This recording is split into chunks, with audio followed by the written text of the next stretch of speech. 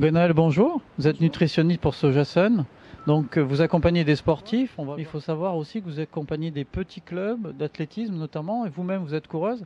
Alors, comment Sojasun accompagne les sportifs? Alors ça fait des années que Sojasun accompagne les sportifs de la région et même au-delà de la région. Il y a toujours eu ce lien entre l'alimentation et le sport dans l'esprit de la marque parce que il y a une forte proximité avec les consommateurs et que très rapidement les consommateurs et en particulier les consommateurs sportifs se sont intéressés à ce type de produits et ont reconnu leur intérêt pour leur équilibre alimentaire et leur bien-être. Et du coup, il y a toujours eu cette proximité et depuis très longtemps, Sojasun soutient les clubs associatifs sportifs de la région. Donc c'est aussi bien dans le domaine de l'athlétisme et plus récemment dans le domaine du hand féminin ou dans le domaine du basket et quelques années auparavant le vélo professionnel. Donc il y a toujours eu ce lien très fort entre Sojasun et le sport. Alors du coup, en termes d'accompagnement, dans le quotidien, pour les petits clubs locaux, ça peut être comme pour mon club de course à pied, l'Union athlétique de Châteaubourg, qui fait partie de Haute-Bretagne Athlétisme. Ça peut être de répondre aux questions des copains de course à pied, mais aussi d'organiser des soirées autour de la nutrition du sportif. Et puis, avec les handballeuses de Saint-Grégoire, c'est pareil, ce sont des échanges avec elles. Les gens sont friands de conseils, ils en ont besoin, ils ont envie. On pourrait penser qu'avec Internet, maintenant, on a un peu les réponses à toutes nos questions. Mais je pense que les gens ont envie de vraies réponses avec des vrais gens en face de nous. Ouais, tout à fait. En fait, les gens s'intéressent de plus en plus à leur alimentation, alors pas forcément dans un objectif de performance, mais pour leur bien-être et leur santé à long terme. Et du coup, tout le monde a bien compris en fait l'importance de bien s'alimenter et de bien bouger. Et du coup, le lien se fait assez naturellement. Et je dirais qu'Internet, c'est tellement d'informations que parfois c'est trop d'informations et que les gens ont besoin de vérifier aussi en reposant la question. Des personnes dont c'est le métier. Donc du coup, ça permet de confirmer certaines idées qu'on peut tous avoir dans notre quotidien. On sait que vous avez été dans l'athlétisme, le vélo, effectivement.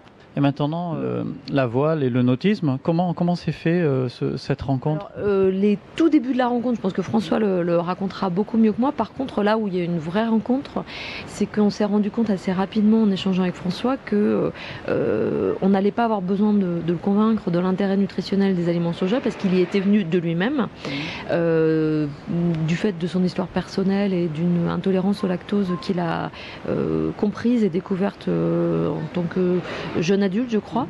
Et du coup, quand on a commencé à échanger, il connaissait déjà les produits au soja. Et il se trouve que c'est quelqu'un qui s'intéresse beaucoup à son alimentation pour son bien-être et pour sa santé, voire même maintenant aussi pour sa performance. Donc du coup, on a beaucoup à apprendre de lui, de son expérience personnelle et professionnelle. Et c'est vrai que nous, on a l'habitude des sports plus académiques, je dirais, comme la course à pied où les règles sont connues.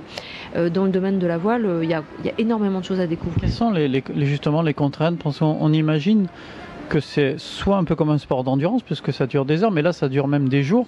Donc quels sont vraiment les points clés en fait? Il y a beaucoup de spécificités dans sa pratique et notamment liées au fait qu'à certains moments il ne peut pas s'alimenter. Donc bien entendu il va essayer de respecter son rythme, celui qu'il a à terre, et très naturellement il a une bonne hygiène de vie. Donc si tout se passait bien sur le bateau, il aurait tendance à reproduire sur le bateau ce qu'il fait à terre. Sauf qu'évidemment c'est pas possible quand on est tout seul et qu'on doit tout gérer en même temps. Donc notre travail conjoint, c'est justement de trouver une organisation de son alimentation qui lui permette de compenser ces moments-là où il ne pourra pas s'alimenter, donc de trouver des aliments qu'il peut prendre très vite. Et comme des snacks, des petits trucs à grignoter. Des boissons, par exemple des boissons soja, mais parfois d'autres parce qu'il en consomme assez régulièrement, des boissons soja qui vont lui apporter des glucides et des protéines qui vont lui permettre de faire face à des situations un peu, je dirais, d'urgence, sans exagérer, mais simplement à des moments où il ne peut pas avoir un repas habituel. Et puis le reste du temps, il faut qu'il s'alimente correctement pour ces longs moments passés en mer aussi. Donc on regarde tout ça avec lui et un médecin nutritionniste du sport de Saint-Malo, Jean-Jacques Menuet, qui connaît bien ces questions-là et qui nous aide aussi à accompagner François sur ça. Et j'avais une question, en fait, quand on est accompagné par Sojasun, est-ce que ça veut dire qu'on est devenu vegan? Est-ce qu'on laisse tomber complètement la protéine animale ou c'est pas forcé? Alors pas du tout, parce qu'on est convaincus nous de l'intérêt d'une alimentation la plus diversifiée possible, dans laquelle en fait tous les aliments ont leur place, hein, les aliments plaisir comme les aliments du quotidien, les aliments d'origine animale comme les aliments d'origine végétale. Par contre, on est convaincu de l'intérêt d'intégrer plus d'aliments d'origine végétale dans son alimentation.